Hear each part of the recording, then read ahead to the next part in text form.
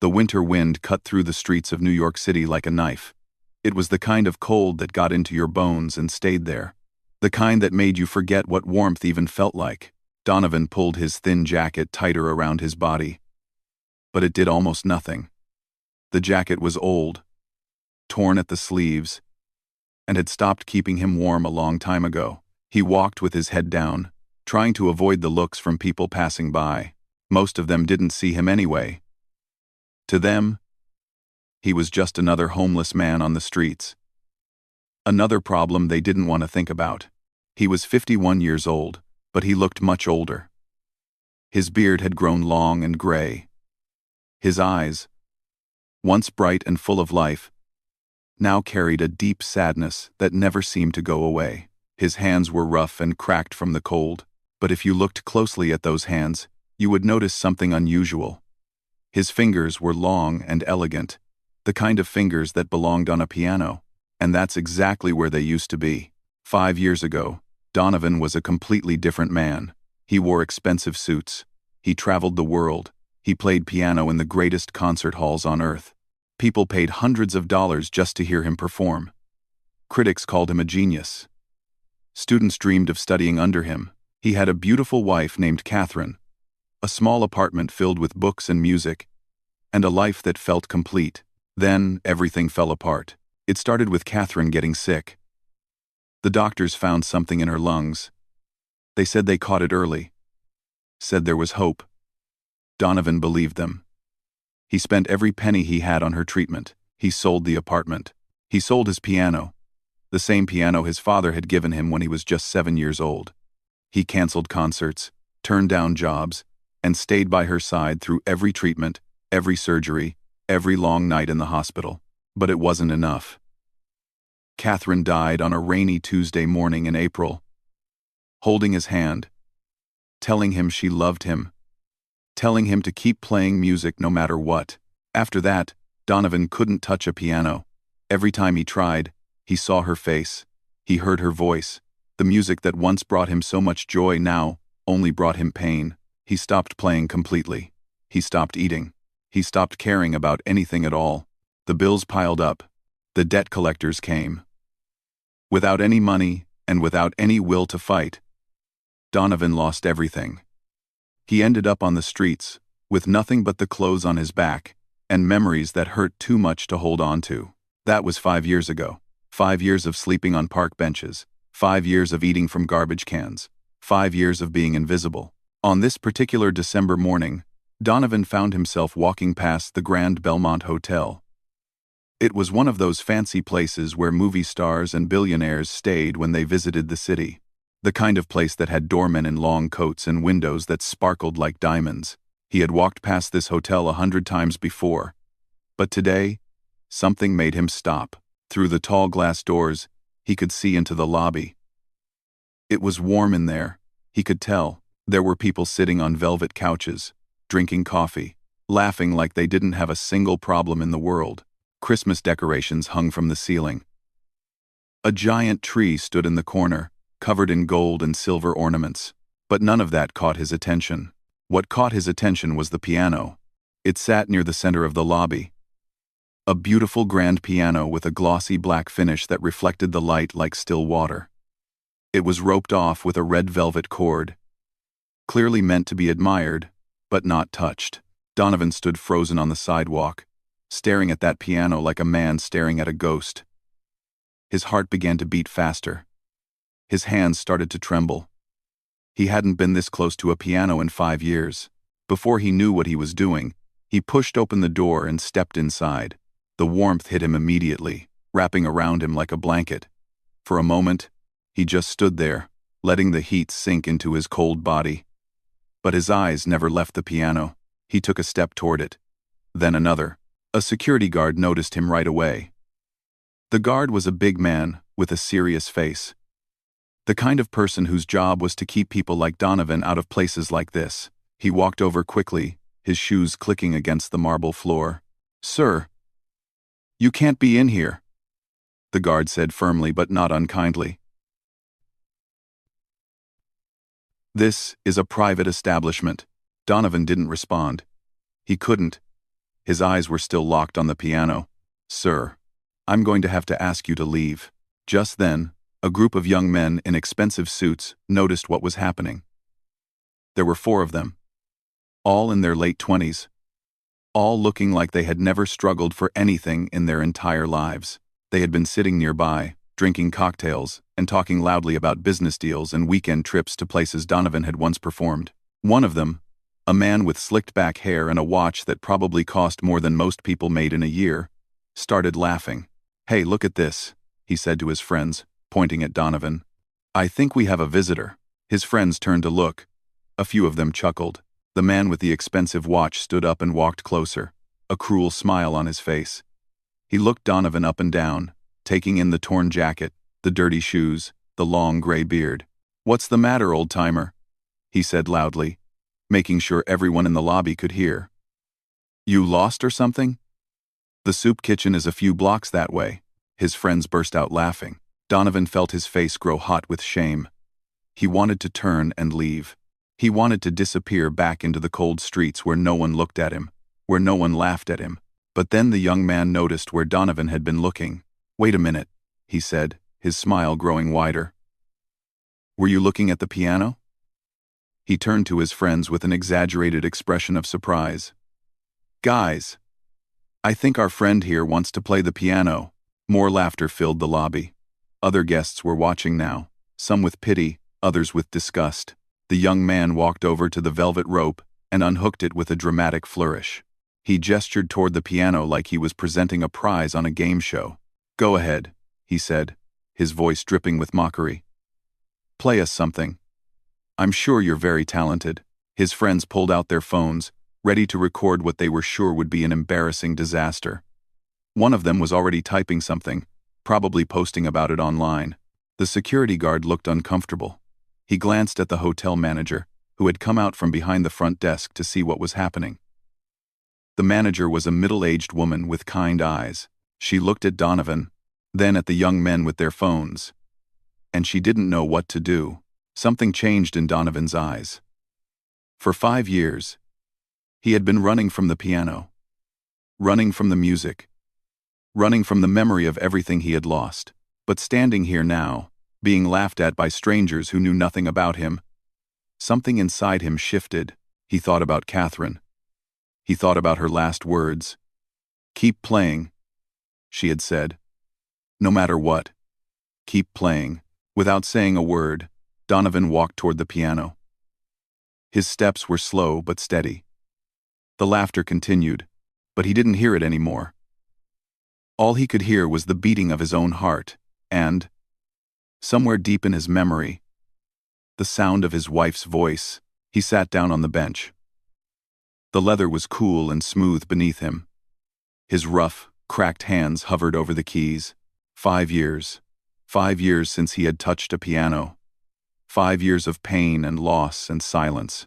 The young men kept laughing. Their phones kept recording.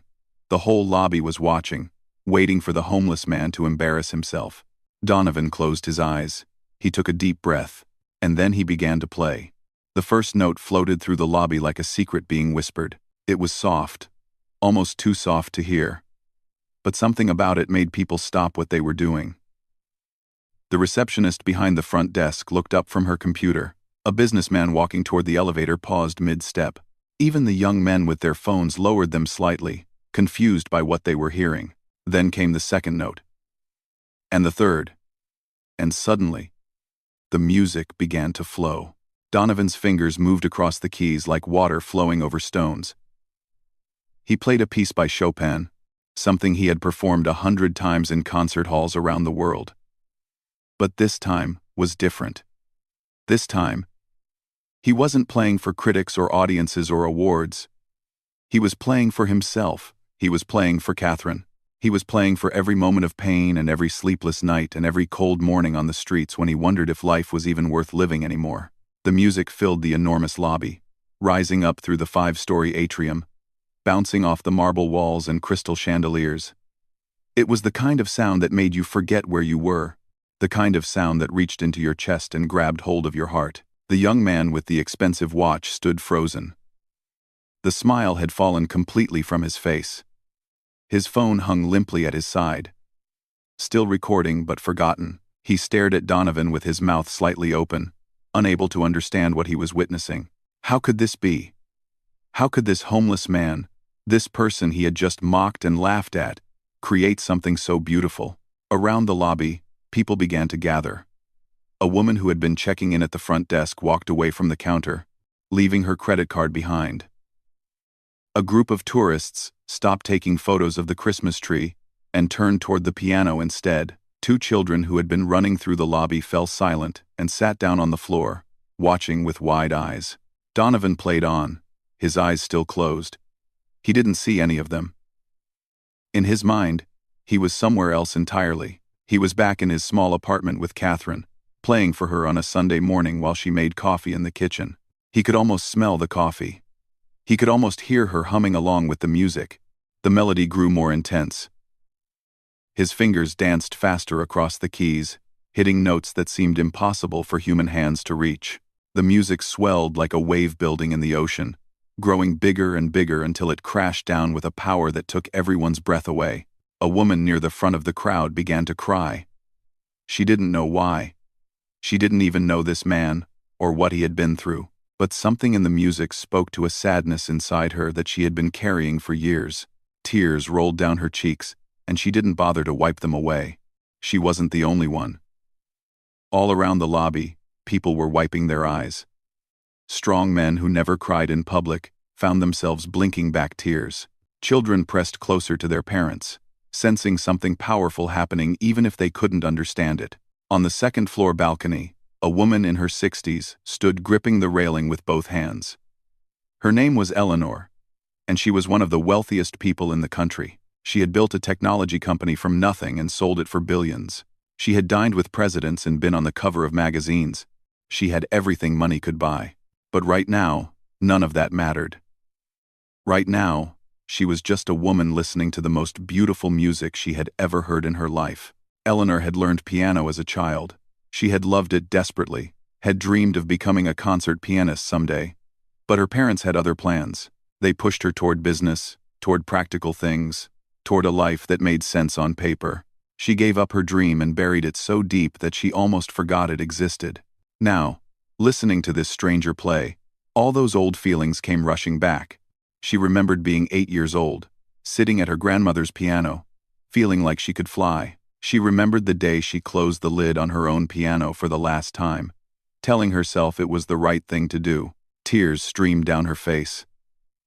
Her assistant, a young woman standing beside her, had never seen her boss cry before. She didn't know what to do, so she just stood there in silence, listening to the music along with everyone else. Down in the lobby, Donovan reached the final movement of the piece. The music became softer now, gentler, like a storm passing and leaving calm in its wake. Each note hung in the air for a moment before fading away, making room for the next. The young men who had mocked him stood completely still. The one with the expensive watch had tears in his eyes, though he would never admit it to his friends. For the first time in his life, he felt ashamed of himself. Really, truly ashamed. He thought about all the people he had looked down on, all the jokes he had made at others' expense, and he wondered what stories they might be carrying that he knew nothing about. Donovan played the final notes. They were slow and deliberate, each one placed with perfect care, like a painter adding the last brushstrokes to a masterpiece. The melody faded into silence, the last note hanging in the air like a held breath, and then there was nothing. For a moment, the entire lobby was completely silent. Nobody moved, nobody spoke. It was as if time itself had stopped. Then someone began to clap. It started with just one person, a hotel maid who had stopped in the hallway to listen. She clapped slowly, her hands coming together with a sound that echoed through the quiet lobby. Then another person joined, and another, and another. Within seconds, the entire lobby erupted in applause. People were clapping, cheering, wiping tears from their faces. The sound bounced off the walls and filled the atrium like thunder. Some people were on their feet, giving a standing ovation to a man they had dismissed as worthless just minutes ago. Donovan opened his eyes slowly, as if waking from a dream. He looked around at the crowd, confused by what was happening. He saw the tears on their faces. He heard the applause, shaking the walls, and for a moment, he didn't understand. Then it hit him. He had done it. After 5 years of silence, he had played again. And it hadn't destroyed him. It had set him free. His own eyes filled with tears. Not tears of sadness this time, but something else. Something that felt almost like hope. He stood up from the piano bench on shaky legs. He didn't know what to do with himself. Part of him wanted to run, to escape back into the anonymity of the streets. But another part of him, a part he thought had died with Catherine, wanted to stay, wanted to be seen, wanted to exist again. The young man with the expensive watch pushed through the crowd. His friends tried to stop him, but he shook them off. He walked right up to Donovan and stood there for a moment, not saying anything. Then he did something nobody expected. He reached out his hand. "I'm sorry," he said. His voice was quiet, almost a whisper. "I'm so sorry. I had no idea. I had no right to." He couldn't finish the sentence. His voice cracked, and he looked down at the floor in shame. Donovan looked at the young man's outstretched hand. 5 years ago, he might have refused it. 5 years ago, he might have walked away with his pride intact. But 5 years on the streets had taught him something important. It had taught him that people could change, that a single moment could crack someone open and let the light in. He took the young man's hand and shook it. "It's okay," Donovan said softly. "You didn't know." The crowd continued to applaud, but Donovan barely heard them. He was looking past the young man now, up toward the second-floor balcony, where a silver-haired woman in elegant clothes was staring down at him with tears streaming down her face. Their eyes met across the crowded lobby. Donovan didn't know who she was. He didn't know that she was worth billions. He didn't know that she had given up her own dreams of music long ago. All he knew was that something in her eyes looked familiar. It was the look of someone who understood loss. Someone who understood what it meant to bury a part of yourself and wonder if you would ever find it again. Eleanor gripped the railing tighter and made a decision. She didn't know exactly what she was going to do yet, but she knew one thing for certain. She was not going to let this man disappear back onto the streets. She turned to her assistant with a look of determination that her employees knew well. It was the look she got when she was about to change someone's life. "Find out who he is," she said. "Find out everything. And don't let him leave this hotel." 2. The crowd slowly began to thin out. But the energy in the lobby remained. People lingered near the piano, talking in hushed voices about what they had just witnessed. Some were still wiping their eyes, others were already posting videos online, sharing the moment with friends and family who hadn't been there to see it. Donovan stood near the piano bench, unsure of what to do next. The applause had faded, but people kept coming up to him, shaking his hand, thanking him for the music. A mother brought her young daughter over and asked if she could take a photo with him. An elderly man pressed a $20 bill into his palm and told him to get something warm to eat. It was overwhelming. For 5 years, people had looked right through him like he wasn't even there. Now suddenly everyone wanted to talk to him, to touch him, to be near him. He didn't know how to handle it. He was just about to slip away, to find a quiet exit and disappear back into the cold streets, when he felt a gentle hand on his shoulder. He turned around and found himself face to face with the silver-haired woman from the balcony. Up close, she was striking. She had the kind of face that showed both strength and kindness at the same time. Her eyes were still red from crying, but there was something fierce in them too, something determined. "Please," she said softly. "Don't leave yet." Donovan looked at her, confused. He didn't know who this woman was. He didn't know why she cared whether he stayed or left. "I'm Eleanor," she said, as if reading his thoughts. "And I think you just gave me one of the greatest gifts of my life." Donovan shook his head slowly. "I didn't give you anything. I just played." "No," Eleanor said firmly. "You did much more than that. You reminded me of something I forgot a long time ago. You reminded me of who I used to want to be." She gestured toward a quiet corner of the lobby where two armchairs sat facing each other near a tall window. "Will you sit with me? Just for a few minutes." "I promise I won't take much of your time." Donovan hesitated. Every instinct told him to leave. He had learned not to trust people, especially wealthy people in fancy hotels. But something about this woman felt different. There was no pity in her eyes, no judgment, just a genuine desire to connect. "Okay," he said quietly. "Just for a few minutes." They walked to the corner and sat down across from each other. Through the window, Donovan could see the busy street outside. People rushing past with shopping bags and briefcases, living their lives without any idea what had just happened inside this hotel. Eleanor was quiet for a moment, gathering her thoughts. Then she spoke. "I used to play piano," she said. "A long time ago. When I was young. I was good. Really good. My teacher told me I had a gift. That I could do something special with it if I worked hard enough." She paused, looking out the window. "But my parents didn't see it that way.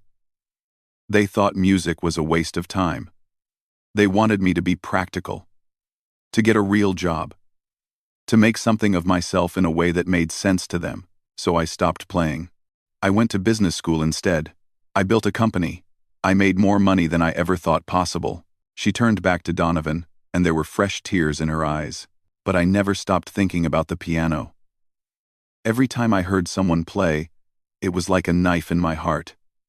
I buried that dream so deep. But it never really went away. It just sat there, hurting, waiting." Donovan understood. He understood better than she could possibly know. "When I heard you playing just now," Eleanor continued, "something broke open inside me. It was like all those years of pretending didn't matter anymore. All that success, all that money, and I would trade every penny of it to play the way you just played. To feel what you feel when your fingers touch those keys." She reached out and took his hand. Her grip was warm and firm. "So please," she said, "tell me your story. Tell me how you ended up here. I want to understand." Donovan looked down at her hand, holding his. When was the last time someone had touched him with kindness? He couldn't remember. The streets had made him hard, had built walls around his heart that he thought could never come down. But something about this moment, this woman, made him want to try. He took a deep breath and began to talk. He told her about Catherine. About how they had met at a concert in Paris 20 years ago. How she had been sitting in the front row with tears streaming down her face during his performance. He told her about their first conversation, their first kiss, the small wedding they had with just a handful of friends. He told her about the years of happiness, of making music together, of building a life that felt like a dream. Then he told her about the sickness, the diagnosis that came out of nowhere, the treatments that drained their savings, the endless hospital visits and sleepless nights. He told her about selling everything they owned just to keep fighting, just to have a little more time together. And he told her about the end, about holding Catherine's hand as she took her last breath, about the silence that followed. A silence so loud it nearly drove him mad. "After she died, I couldn't play anymore," Donovan said, his voice barely above a whisper. "Every time I tried, I heard her voice. I saw her face. The music that used to bring me so much joy just brought pain. So I stopped. I stopped playing. I stopped caring. I stopped living." He looked up at Eleanor with empty eyes. "I lost everything after that. The apartment, the money, my career. It all disappeared. I ended up on the streets. And part of me thought that was exactly what I deserved. I had failed her. I had failed myself. What right did I have to make music when she wasn't there to hear it?" Eleanor squeezed his hand tighter. Tears were flowing freely down her face now, but she didn't look away. "You didn't fail her," she said firmly. "You loved her. You gave everything you had to save her. That's not failure. That's love in its purest form." Donovan shook his head. "She asked me to keep playing. Those were her last words to me. Keep playing. No matter what. And I couldn't do it. For 5 years, I couldn't do the one thing she asked me to do. But you did it today, Eleanor said. You played today.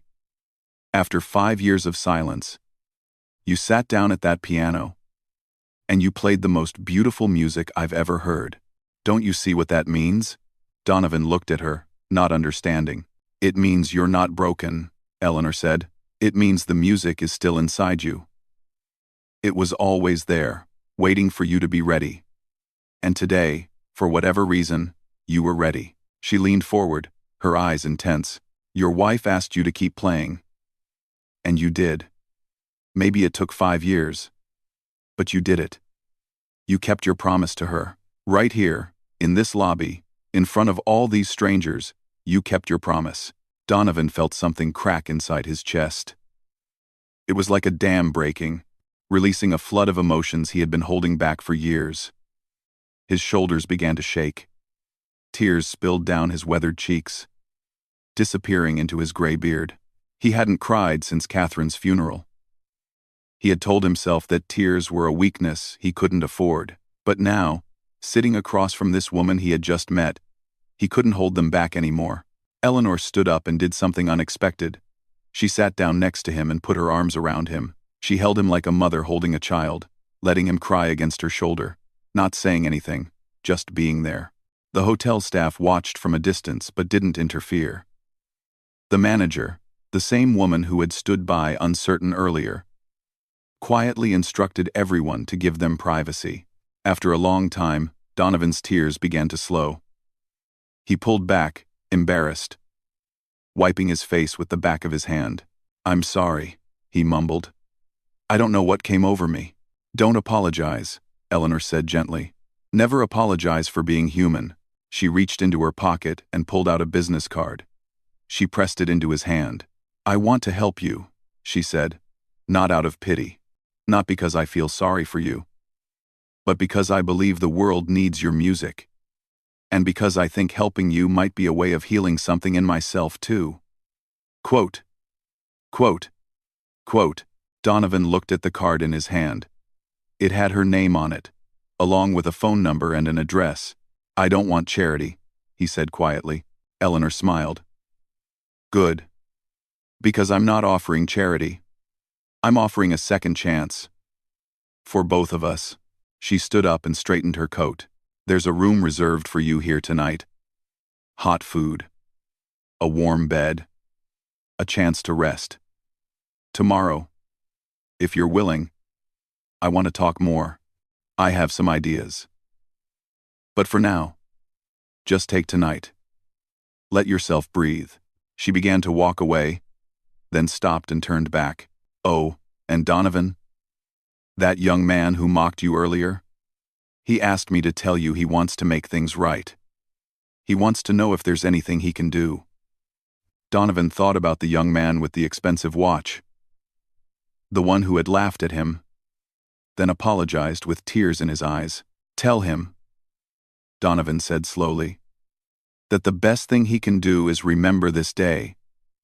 And the next time he sees someone who looks like they have nothing, remember that they might be carrying everything inside.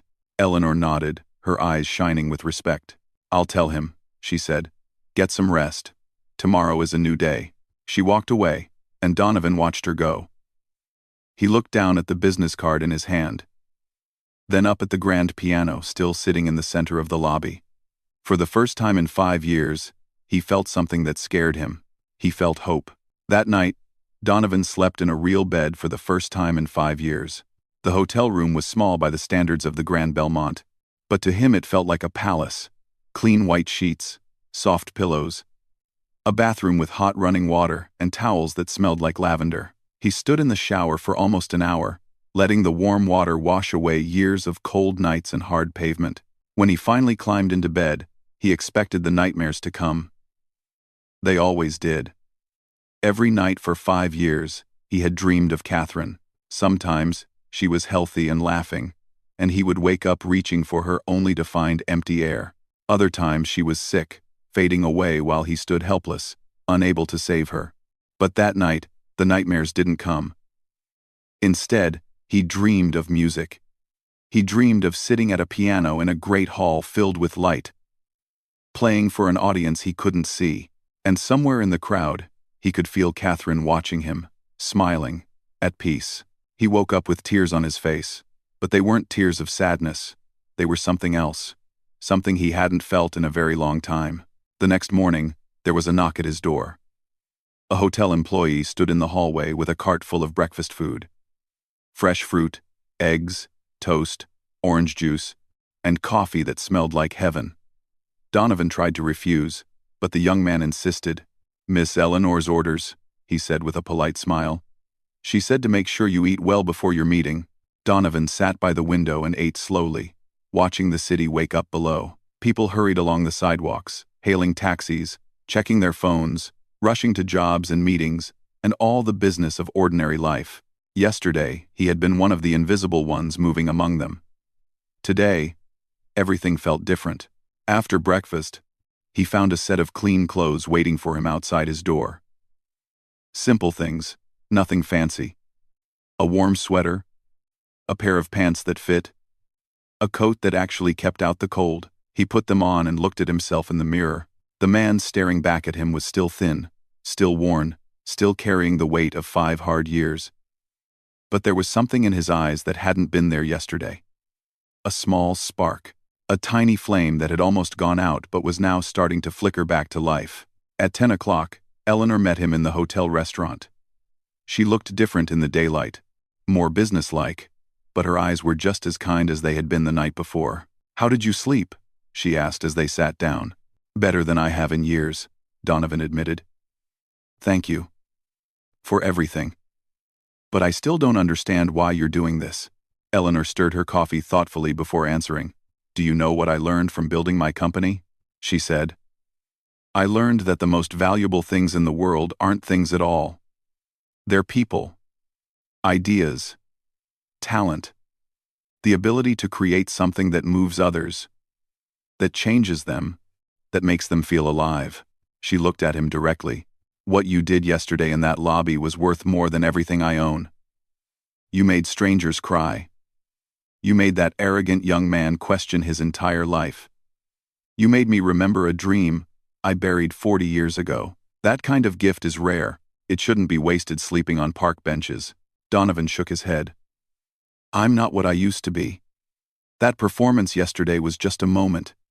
I don't know if I can do it again. I don't know if I have anything left to give." "That's exactly why I want to help," Eleanor said. "Not because I expect anything from you. Not because I want something in return. But because I believe that with the right support, you can find out what you're still capable of. And I think that journey might help me find out the same thing about myself." She reached into her bag and pulled out a folder. "I made some calls this morning," she said. "I spoke to a doctor who specializes in helping people who have been through trauma. I also spoke to an old friend who runs a music conservatory in the city. And I spoke to a lawyer about getting your affairs in order, clearing any debts, helping you start fresh." She slid the folder across the table. "This isn't charity, Donovan. This is an investment. I'm investing in you because I believe in what you can become. The only thing I ask in return is that you try, that you give yourself a real chance." Donovan stared at the folder. Inside were names, phone numbers, addresses, a whole roadmap for rebuilding a life. It seemed impossible. It seemed like too much. "Why?" he asked, his voice rough with emotion. "Why do you believe in me? You don't even know me." Eleanor smiled softly. "Because yesterday, for 6 minutes, you made me feel something I haven't felt in decades. You made me feel like anything was possible. If you can do that for a stranger with just a piano in your 2 hands, imagine what you could do with your life if you really tried." Donovan was quiet for a long moment. He thought about Catherine. He thought about her last words. Keep playing. No matter what. Maybe this was what she meant. Maybe she wasn't just talking about the music. Maybe she was talking about life itself. Keep going. Keep trying. Keep believing that there's something worth living for. He picked up the folder and held it in his hands. "Okay," he said quietly. "I'll try." The months that followed were not easy. Recovery never is. Donovan started seeing the doctor Eleanor had recommended. Her name was Dr. Chen, a gentle woman with silver glasses who specialized in helping people work through grief and trauma. At first, Donovan didn't want to talk. He had kept everything locked inside for so long that opening up felt like tearing open an old wound. But Dr. Chen was patient. She didn't push. She just listened. And slowly, week by week, Donovan began to let go of some of the weight he had been carrying. He talked about Catherine. He talked about the guilt he felt for not being able to save her. He talked about the years on the street, the loneliness, the moments when he had wanted to give up entirely. Each conversation was painful, but each one also brought relief. It was like draining poison from a wound. It hurt, but it was necessary for healing. At the same time, Donovan started playing again. Eleanor had arranged for him to practice at a small studio connected to the conservatory. At first, he could only manage a few minutes at a time. His hands were stiff from years without practice, and the emotions that came with playing were overwhelming, but he kept at it. Day after day, he showed up at the studio and sat at the piano. Some days he played for 10 minutes. Some days he played for 3 hours. Some days he just sat there, unable to make a sound, and that was okay too. Eleanor checked in on him regularly. She never pressured him. She never asked for progress reports or demanded results. She just showed up. Sometimes with coffee. Sometimes with a kind word. Sometimes just to sit and listen while he practiced. They became friends in a way that neither of them expected. Eleanor started taking piano lessons again, something she hadn't done since she was a teenager. She wasn't very good, and she laughed at her own mistakes. But Donovan saw the joy in her eyes when she played. It was the joy of someone reconnecting with a part of themselves they thought they had lost forever. "You're doing this because of me, aren't you?" Donovan asked her one afternoon. Eleanor nodded. "Partly. But mostly I'm doing it for myself. Watching you fight to come back inspired me to fight for something too. We're not so different, you and I. We both let life take something precious from us. Maybe we can help each other get it back." 6 months after that day in the hotel lobby, something remarkable happened. Donovan received a letter. It was from a famous concert hall in the city, one of the most respected venues in the world. They had seen the video of his performance at the Grand Belmont. It had gone viral online, viewed by millions of people around the globe, and they wanted to know if he would be interested in performing again. A real concert, a real stage, a real audience. Donovan's hands trembled as he read the letter. Part of him wanted to say no. Part of him was terrified of stepping back into that world, of facing all those expectations, of risking failure in front of thousands of people. But then he thought about Catherine. He thought about the promise he had made.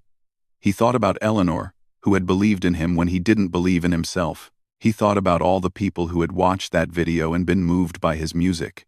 He thought about the young man in the hotel lobby who had learned something important that day about judging others. And he thought about himself, 5 years ago, broken and hopeless, sure that his life was over. He picked up his phone and called Eleanor. "I'm going to do it," he said. "I'm going to play." There was silence on the other end. Then, Eleanor's voice, thick with emotion. "Good," she said. "I'll be in the front row." Donovan hung up the phone and looked out the window at the city below. The same city that had almost swallowed him whole. The same city where he had lost everything and then, against all odds, found something new. He didn't know what the future held. He didn't know if he was ready. But for the first time in years, he wasn't afraid to find out. He was ready to play again. The night of the concert arrived faster than Donovan expected. He stood backstage at Lincoln Center, one of the most famous concert halls in the entire world. Through the heavy curtain, he could hear the murmur of the audience. 2,500 people were sitting out there, waiting to hear him play. Tickets had sold out in less than an hour. People had flown in from different countries just to be here tonight, all because of a video shot on a phone in a hotel lobby. Donovan looked down at his hands. They were trembling. Not from cold this time, but from fear. Real, deep fear that made his stomach twist into knots. What if he couldn't do it? What if he sat down at that piano, and nothing came out? What if all those people had come to see a miracle, and all they got was a broken old man who had fooled everyone into thinking he still had something to offer? A gentle knock came at the dressing room door. "Come in," Donovan said, his voice hoarse. Eleanor stepped inside. She was dressed beautifully in a dark blue gown, her silver hair pinned up elegantly. But her eyes were the same as always. Warm, kind, believing in him even when he couldn't believe in himself. "How are you feeling?" she asked. "Terrified," Donovan admitted. "I keep thinking I'm going to walk out there and forget everything. Every note.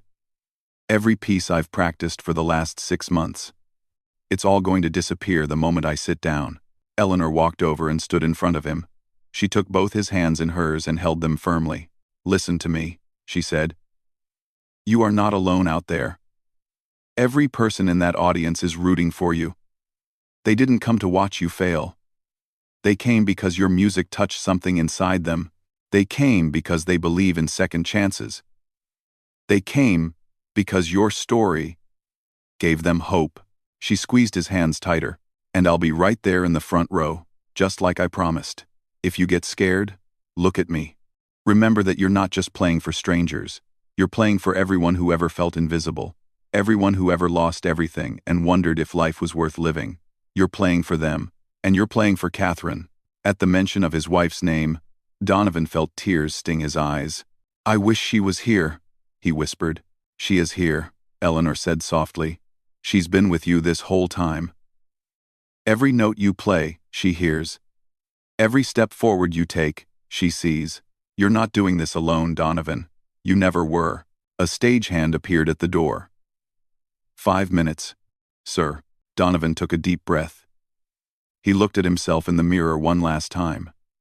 The man looking back was still thin, still marked by years of hardship. But he was clean. He was healthy, and there was fire in his eyes. "Okay," he said. "I'm ready." Eleanor kissed him on the cheek and left to take her seat.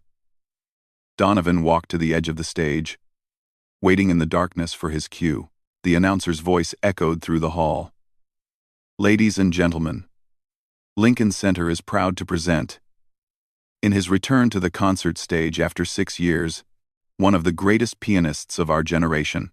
The curtain began to rise. Donovan Webb. The applause was like thunder. Donovan stepped out onto the stage, and for a moment, the lights blinded him. He couldn't see anything except white brightness and the dark shape of the grand piano, waiting for him at center stage. The applause continued, wave after wave, as 2,500 people rose to their feet, a standing ovation before he had played a single note.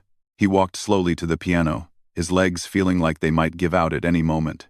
He sat down on the bench and adjusted the microphone that had been set up nearby. He hadn't planned to speak, but suddenly he knew he had to. The audience fell silent, waiting. "Before I play," Donovan said, his voice rough but steady, "I want to say something." He paused, gathering his thoughts. 6 months ago, I was living on the streets. I had lost everything. My wife, my home, my music, my will to live. I thought my story was over. I thought I had nothing left to give. He looked out at the audience. Somewhere in the darkness, he knew Eleanor was watching. But someone believed in me when I didn't believe in myself. She saw something in me that I couldn't see. She gave me a chance to start again. And I want to say thank you to her, not just for the help, but for reminding me that it's never too late, that no matter how far you fall, you can always find your way back. He placed his hands on the keys. "This concert is dedicated to my wife, Catherine. She asked me to keep playing, no matter what. Tonight, I'm keeping that promise." He closed his eyes, took one last breath, and began to play. The music started softly, like a whisper in an empty room. It was Beethoven's Moonlight Sonata, one of Catherine's favorite pieces. She used to ask him to play it on quiet Sunday mornings while she made breakfast. The notes floated through the concert hall, reaching every corner, touching every heart. People sat frozen in their seats, barely breathing, afraid to break the spell. Then the music began to build. Donovan's fingers moved faster. the melody growing more complex, more powerful. He played with everything he had, every ounce of pain and love and hope that had been building inside him for years. In the front row, Eleanor wept silently, her hand pressed to her heart. A few rows back, a young man in an expensive suit sat with tears streaming down his face. It was the same young man who had mocked Donovan in the hotel lobby 6 months ago. He had asked for a ticket to the concert, wanting to see for himself what had become of the homeless man he had laughed at. Now, watching Donovan play, he understood something he had never understood before, that every person has a story. That the people we look down on might be carrying greatness inside them.